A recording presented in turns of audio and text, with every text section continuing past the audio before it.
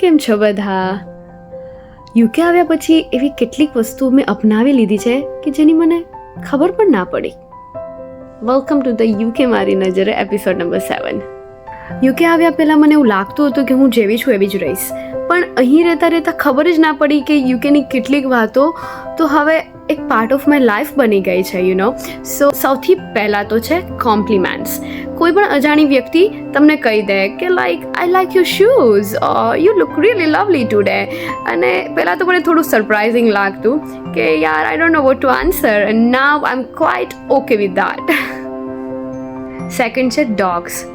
અહીં ડોગ્સને એટલો પ્રેમ મળે છે કે ક્યારેક લાગે ભાઈ માણસ કરતાં તો વધારે વીઆઈપી ટ્રીટમેન્ટ ડોગ્સને મળે છે. લાઈક કેફેસ હોય, પબ્સ હોય, શોપ્સ હોય, બધામાં literally they can mention dogs are allowed and you can take a dogs with you.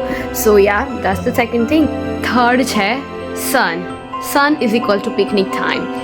યુકેમાં જાણે એવું લાગે છે કે લોકો સૂરજની જ રાહ જોતા હોય. સૂરજ દેખાયો નહીં કે તરત જ પાર્ક, પિકનિક, કોફી, વોક બધું શરૂ.